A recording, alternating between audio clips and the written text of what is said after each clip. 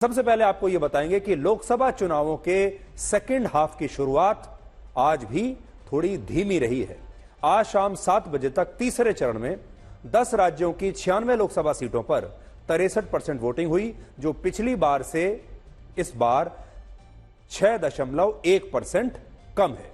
इस समय पिछली बार इन्हीं 96 सीटों पर 69.1% वोटिंग हुई और उससे पहले वर्ष 2014 में भी इन सीटों पर 69.1% मतदान ही हुआ था। हालांकि इस बार के आंकड़े शाम 7 बजे के हैं, इसलिए यह वोटिंग प्रतिशत अभी कम से कम 4% और बढ़ सकता है और इस हिसाब से तीसरे चरण में लगभग 67% वोटिंग इस बार हो सकती है चौथे चरण में, जो पिछली बार से 2% कम होगा।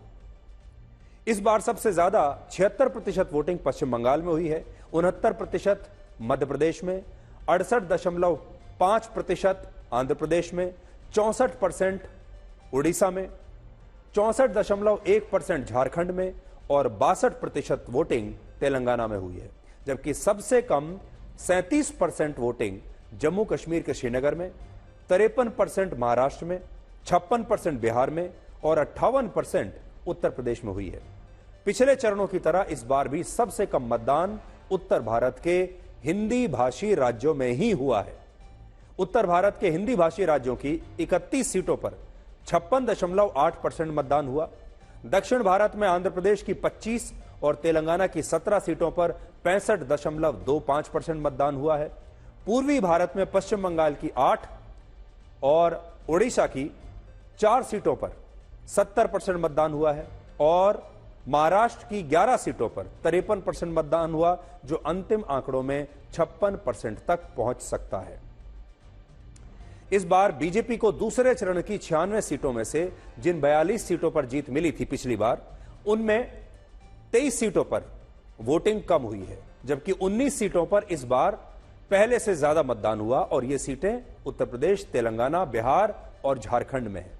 इसी तरह कांग्रेस पिछली बार जिन 6 सीटों पर जीती थी, उनमें 2 सीटों पर कम मतदान हुआ है, जबकि 4 पर पिछली बार से ज्यादा वोटिंग हुई है। आज कश्मीर में श्रीनगर के लोगों ने भी एक नया रिकॉर्ड बनाया है। वर्ष 1996 के बाद आज पहली बार श्रीनगर सीट पर 37% वोटिंग हुई है, जो पिछली बार से लगभग 23% ज्यादा है। यह बहुत बड़ी कामयाबी मानी जाएगी। पिछली बार यानी पिछले चुनाव में इसी श्रीनगर में सिर्फ 14.43% वोटिंग हुई थी। 2014 में यहां 25.8% हुई थी। वर्ष 2009 में 25.6% हुई थी। लेकिन इस बार शाम 7 बजे तक श्रीनगर में 37% वोटिंग हो चुकी है और इन चुनावों में श्रीनगर के लोग आज ही जीत चुके हैं। यानी ये जो जीत है, उम्मीदवार चाहे किसी भी पार्टी का हो, लेकिन ये जीत श्रीनगर के लोगों की है, ये जीत भारत की है। और ये तस्वीरें आज इस बात का भी सबूत हैं कि कश्मीर के लोग मुख्य धारा में आ चुके हैं और ये तस्वीरें आज पाकिस्तान को तो बिल्कुल भी पसंद नहीं आएंगी।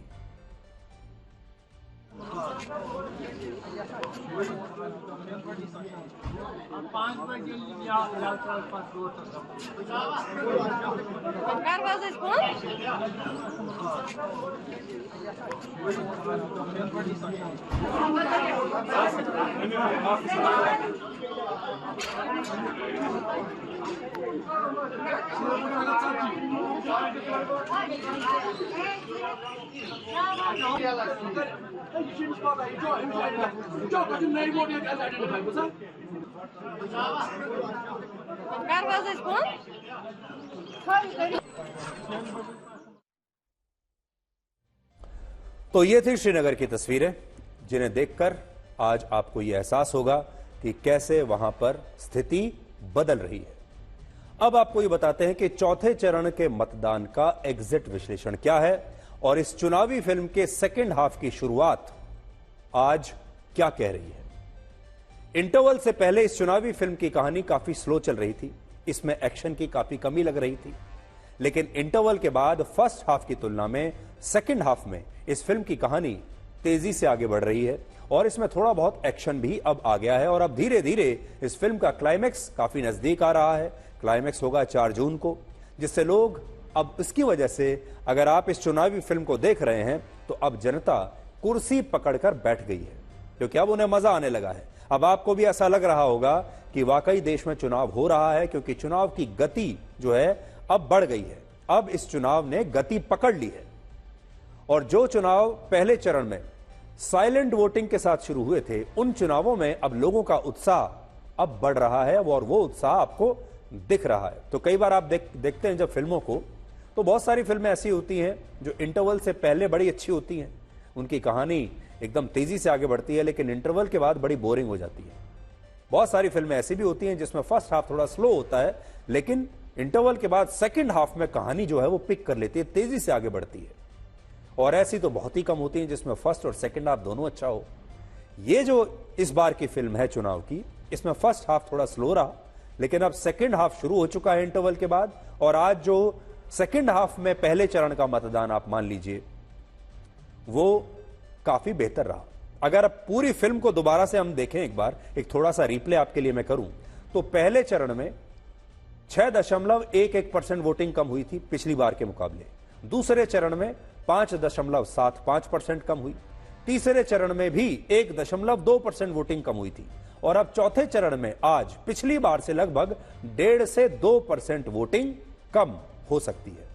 इससे यह पता चलता है कि यह चुनाव काफी कंफ्यूजिंग है, जिसमें वोटर्स का व्यवहार हर चरण के साथ शायद बदल रहा है। तो थोड़ा सा कंफ्यूजिंग चुनाव है।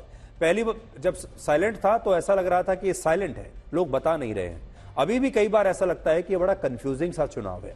दूसरा, चौथे चरण की वोटिंग के बाद आज दक्षिण भारत के 5 राज्यों में लोकसभा के चुनाव समाप्त हो गए हैं और पिछली बार बीजेपी आंध्र प्रदेश, तमिलनाडु और केरल राज्य को अनलॉक नहीं कर पाई थी और दक्षिण भारत के इन 3 राज्यों की 84 सीटों में से उसे एक भी सीट नहीं मिली थी। जिस तरह दक्षिण भारत की फिल्में हिंदी भाषी राज्यों में अक्सर हिट हो जाती हैं, लेकिन हिंदी भाषी फिल्में डबिंग के बाद भी दक्षिण भारत के इन राज्यों में ज्यादातर हिट नहीं हो पाती, उसी तरह बीजेपी की ये जो फिल्म है अब तक दक्षिण भारत के बॉक्स ऑफिस पर हिट नहीं हुई है। लेकिन इस बार प्रधानमंत्री मोदी ने दक्षिण भारत के इन राज्यों में बड़ी मेहनत की है और इसे जो बीजेपी है उसने अपनी रणनीति से बदलने की कोशिश की है इस स्थिति को। तो आप इस बार अगर फिल्मी अंदाज में मैं कहूं तो आप ये कह सकते हैं कि बीजेपी ने इस बार जो फिल्म बनाई है वो दक्षिण भारत के लिए उन्होंने अलग अलग भाषाओं में इस हिंदी फिल्म को उन्होंने डब करके दक्षिण भारत के राज्यों में रिलीज किया है। तो ये हिंदी फिल्म है जो पहले दक्षिण भारत में चलती नहीं थी। इस बार उस फिल्म में थोड़े बदलाव किए गए हैं और उसे दक्षिण भारत के राज्यों के अलग अलग भाषाओं में डब करके बीजेपी ने रिलीज किया है। अब ये डबिंग वाला वर्जन दक्षिण भारत के राज्यों में लोगों को पसंद आएगा या नहीं, और बीजेपी की ये जो फिल्म है ये पैन इंडिया सुपरहिट होती है या नहीं, ये एक बहुत बड़ा इस बार विश्लेषण का विषय रहने वाला है। क्योंकि अभी तक ये जो फिल्म थी ये हिंदी भाषी क्षेत्रों में ही सुपरहिट होती थी। इस बार इस हिंदी फिल्म को डब करके दक्षिण भारत में रिलीज किया गया है और बीजेपी ने बहुत अच्छी तरह से रिलीज किया है। यानी लगभग हर थिएटर को उन्होंने टच करने की कोशिश की है, हर थिएटर में रिलीज करने की कोशिश की है। तो इस बार यह देखना होगा कि प्रधानमंत्री मोदी का ये जो दक्षिण भारतीय रूप है ये दक्षिण भारत के लोगों को कैसा लगा, और बीजेपी को बड़ी उम्मीद है कि उनकी ये फिल्म दक्षिण भारत में बहुत अच्छा करेगी। उदाहरण के लिए पिछली बार चंद्रबाबू नायडू की पार्टी टीडीपी ने बीजेपी के साथ गठबंधन तोड़ दिया था और बीजेपी ने राज्य की 25 में से 24 सीटों पर चुनाव लड़ा था। लेकिन इस बार बीजेपी का टीडीपी के साथ फिर से गठबंधन हो गया और वो यहां सिर्फ 6 सीटों पर चुनाव लड़ रही है। आंध्र प्रदेश की राजनीति से यह पता चलता है कि राजनीति में कभी कोई परमानेंट दोस्त और दुश्मन नहीं होता। पिछले चुनावों से ठीक पहले चंद्रबाबू नायडू चले गए थे, इस चुनाव के ठीक पहले चंद्रबाबू नायडू वापस आ गए। तीसरी बात, चौथे चरण की वोटिंग के बाद अब सबसे ज्यादा चर्चा प्रधानमंत्री मोदी की मेहनत की हो रही है, क्योंकि 73 वर्ष के प्रधानमंत्री मोदी इस भीषण गर्मी के बावजूद हर दिन औसतन 2 से ज्यादा रैलियां कर रहे हैं, रोड शोज कर रहे हैं और उनकी मेहनत को देखकर गर्मी के भी पसीने छूट गए हैं। इस भीषण गर्मी में जब हमारे देश की ज्यादातर माएं अपने बच्चों से यह कहती हैं कि वो इस भीषण गर्मी में घर से बाहर ना निकलें क्योंकि उन्हें लू लग सकती है, जब लोग आपस में भी, आप भी अपने परिवार में लोगों को कहते होंगे कि इतनी गर्मी हो रही है, ध्यान से बाहर निकलिएगा या घर से बाहर मत निकलिए, क्योंकि गर्मी लग जाएगी। ऐसे में जब लोग गर्मी की वजह से घरों से बाहर नहीं निकलते, तब प्रधानमंत्री मोदी ने अपनी मेहनत को और ज्यादा बढ़ा दिया है। और इस बात को आप उनके आज के कार्यक्रम से समझ सकते हैं। आज का एक दिन अगर आप ले लें केस स्टडी के तौर पर, प्रधानमंत्री मोदी ने आज सुबह पटना के इको पार्क में एक के बाद एक 3 इंटरव्यूज दिए, जिनमें एक इंटरव्यू उन्होंने आज तक को भी दिया, जिसकी तस्वीरें आप देख रहे हैं। आज इसी पार्क में प्रधानमंत्री मोदी काफी समय तक रहे। सुबह सुबह जिस भी न्यूज चैनल को इंटरव्यू देना था सबको यहीं बुला लिया। इसके बाद वो पटना साहिब गुरुद्वारे पहुंचे, जहां उन्होंने लंगर सेवा की और दरबार में माथा टेका। वहां पर भी काफी काम किया, वो तस्वीरें आप देख सकते हैं। ये कई इंटरव्यू सुबह देने के बाद फिर देखिए यहां सेवा कर रहे हैं। गुरुद्वारे में सेवा करने के बाद उन्होंने बिहार के हाजीपुर में, मुजफ्फरपुर में और सहारनपुर में 3 रैलियां और जनसभाओं को संबोधित किया।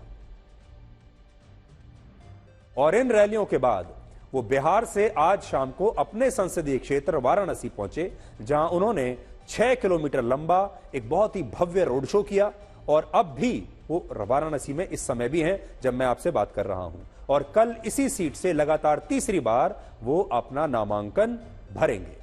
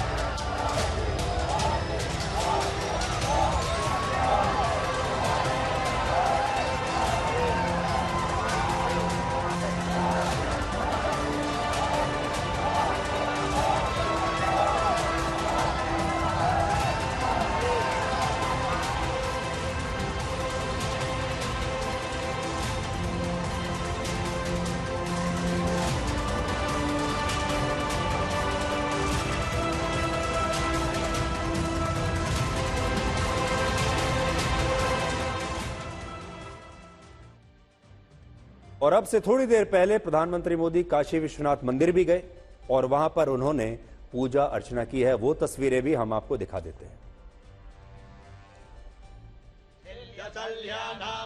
शिवो नः सुमना भव नमत आयुधाय नातताय दृष्टवे उभाभ्यामुदते नमो बाहुभ्यानो सर्वे गुरीरिखः मानो वीरान् पुत्रभाविनो बधीर्यः विद्वन्तः सदविद्वा हवे सायोपवेतिने पुष्टानां पतये नमो भुवन्ताय विष्कृताय खरीनां पतये नमो मन्त्रिणे वाणिजाय कक्षाणां पतये नमो नम उच्चैर्घोषाय पतीनां पतये नमो नमः कृष्णाय तया धावते सत्त्वानां पतये नमो नमः सामानाय निव्याधिन आव्याधिनीनां पतये नमो नमो निगङ्गिणे ॐ नमः शिवाय उपलब्ध बिल्वपत्राणि समर्पयामि।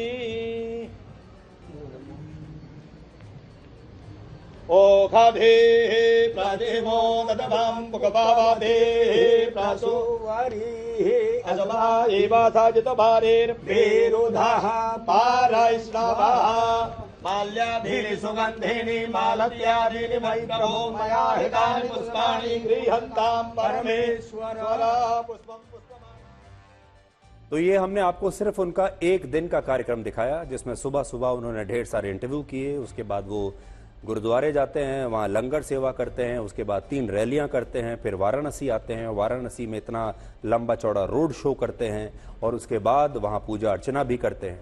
और इस दौरान दिन भर में प्रधानमंत्री की 4 से 5 लैंडिंग होती हैं, जहाँ वो हवाई जहाज से जब नीचे उतरते हैं या जब हेलीकॉप्टर से उतरते हैं तो उस समय भी बहुत बड़ी संख्या में लोग उनके सामने खड़े होते हैं।